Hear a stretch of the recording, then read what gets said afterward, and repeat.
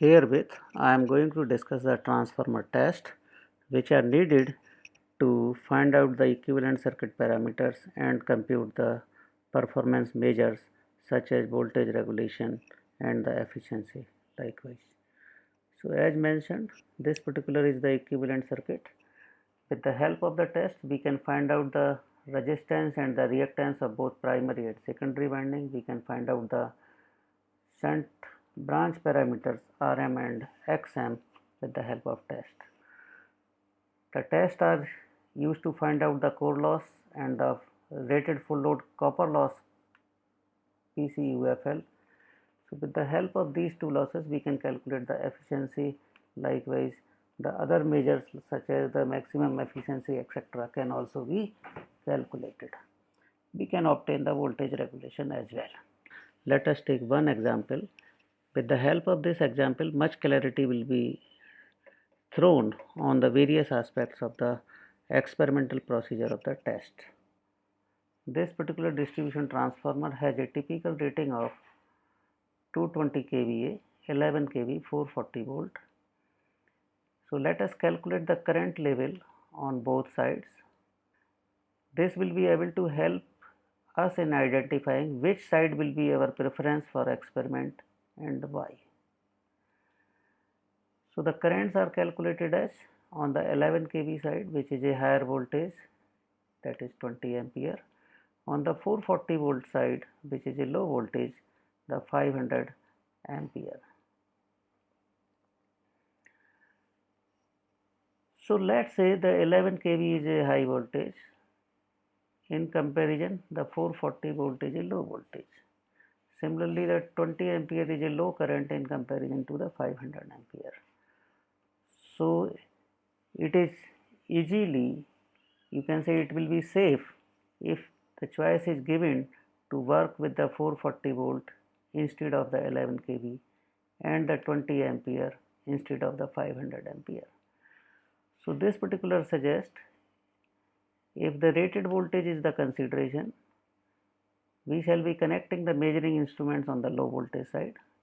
Similarly, if the rated current is the consideration, we shall be connecting the measuring instruments on the high voltage side.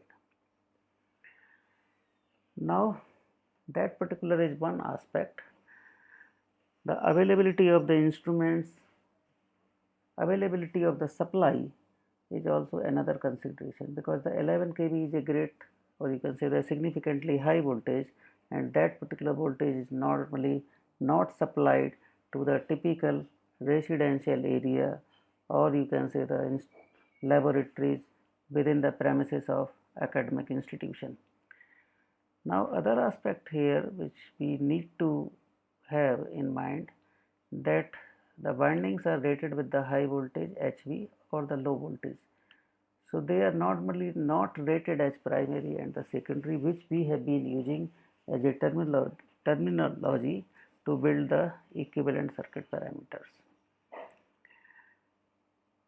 This particular has already been highlighted, that the test has to be carried out in such a manner keeping the availability of the measuring instruments, supply and the safety aspects. So the two tests are carried out, which are the open circuit and the short circuit tests. These tests are sufficient to give us the detailed information about the equivalent circuit parameters and the performance measures which we discussed previously, such as the efficiency and the voltage regulation. The open circuit test or no load test. So this is carried out at the rated voltage. The low voltage is the choice in comparison to the high voltage. So all the measuring instruments are connected on the low voltage side, where say the high voltage side is kept open circuited.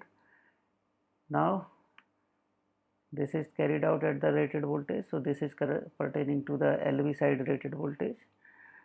This is the no load, so only the magnetizing, or you can say the no load current is drawn.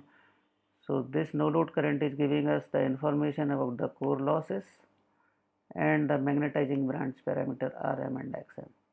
So we have to take care that Rm and Xm, which we will be evaluating, are pertaining to the low voltage side. This is the equivalent circuit when say there is open circuit at the low voltage side. This reduces or re-represented likewise.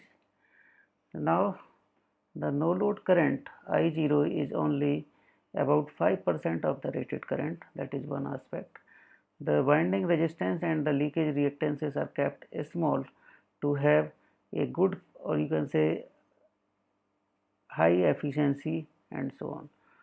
So the voltage drop because of this no load current in this series winding elements, winding components can be eliminated.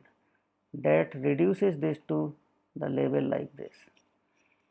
So with the help of the three measurements, that is pertaining to the voltage V0, current I0 and the power P0, we will be able to calculate Rm and the Xm likewise. So this particular, you can easily have a diagram here, that this voltage is supplying the current I0, which is resolved into the two component IC and IM. So first let's see the phasor diagram. Because I0 is predominantly reactive, so this particular I0 angle with V0 will be about 75-80 degree or so. Under the ideal condition, it has to 90 degree coincide with the IM. This I0 is resolved into two component IC, which is the in phase component, and IM, the quadrature component. So the power, real power will be V0 IC. That particular IC is nothing but I0 cosine of theta 0. Using this you can find out the IC likewise. IM can be obtained in this particular manner, or you can make use of the I0 sine of theta 0. So with the help of that, Rm, which is V0 upon IC, and Xm, which is equal to V0 upon IM, can be calculated. So this particular can easily be correlated with this circuit diagram like this. But the point which we have to remember, that these Rm and Xm are referred to the low voltage side. So when say we are having an equivalent circuit, the equivalent circuit can be obtained referred to the low voltage side, or can be obtained referred to the high voltage side. So when say these particular parameters are to be referred to the high voltage side, they are to be multiplied by the turns ratio square, where say the turns ratio is nothing but voltage of the high voltage side, rated voltage of the high voltage side to the rated voltage of the low voltage side. So that particular ratio is defining the turns ratio. Now the short circuit test, it is the other test. It is carried out at the rated current. So that particular rated current is the full load current, but please be mindful that this full load current is pertaining to the high voltage side, because that is having a low current value. Now keep in mind that this is to be carried out at rated current, while say the secondary or the low voltage side is kept short circuited. So here say we will be using the thick wire, because very heavy current will flow on the low voltage side. Now this is the similar arrangement for the power and voltage measurement. Only thing here is that this auto transformer usage is must, because the test is to be carried out at the rated current. So that rated current is achieved at very low voltage in comparison to the rated high voltage side voltage. So that voltage level is coming out to be about 5 to 6% of the rated high voltage side voltage. So we will be gradually varying the voltage until the rated current flows. Now this particular is giving us the full load copper loss likewise, but the point is to be remembered that the measurements and the parameter which will be obtained will be pertaining to the high voltage side. So the equivalent circuit will look like this. Now as say the short circuit test is performed at the low voltage, So because of this, the no load magnetizing current component will be much smaller. The core losses will also be negligibly small. So you can neglect the I0, and when say that is neglected, it reduces to the likewise. So this R1 and R2, they are basically the R2 dash, they are pertaining to the high voltage side. Similarly, the X1 and X2, they are also pertaining to the high voltage side, can be evaluated. So RSC and JXSC we will be evaluating with the help of PSC, ISC and VSC. ZSC is evaluated likewise, that is the voltage divided by the current. Similarly, this is a series element, so ISC, I square R analogy is given to calculate the RSC, then the XSC is evaluated likewise. Once you are drawing the phasor, you will find that under the short circuit, the transformer is behaving like, say, predominantly reactive or inductive. These parameters are calculated at the high voltage side. So if we have to refer these parameters to the low voltage side, the appropriate adjustment with the turns ratio square has to be carried out. So here say this is the procedure for separating the winding resistance and the reactances. Because we have to separate the resistance, so that particular is only possible when we are knowing one of the winding resistance. So let's say the DC resistance of the HV side winding is measured as this. So this measurement can be done by the DC load test or by the multimeter arrangement. As say the transformer is the AC arrangement, so this DC resistance is reflected as AC resistance simply by multiplying by a factor of 1.2. So that is giving the RHVAC, and that we are saying the RHV. Now you see that the equivalent resistance on the high voltage side will be consisting of RHV and the transformed low voltage side resistance. So once say the RHV is known, RLV dash can be evaluated as RSC minus RHV. There is no procedure to separate out the leakage reactance, and that particular precise information can only be supplied by the manufacturer. So we will be equally dividing the reactance on both the sides. So that's why the XHV is taken as equal to the XLV dash, and that particular value will be XSC by 2. Now when say we have to refer the parameter of this particular parameter on the low voltage side, you have to divide by the you can say the turns ratio square, where say the turns ratio is defined as V rated HV upon V rated LV. So this particular is a summary of what has been discussed previously, and the parameters are, you can say, when say the transform parameters are used, the exact equivalent on either side can be obtained. There is no problem as such. When say we are referring to the high voltage side, then RHV and XHV, they are say the parameters available by the direct measurement. These are the transform parameters we will be utilizing. When say it is a equivalent circuit referred to the low voltage side, so the magnetizing branch parameters are used as it is. Others we will be utilizing after having a transformation and so on. This is the example. So in this example, the 20 kVA 2000 volt, which is a high voltage, 200 volt, which is a low voltage transformer is used, and the test data is given.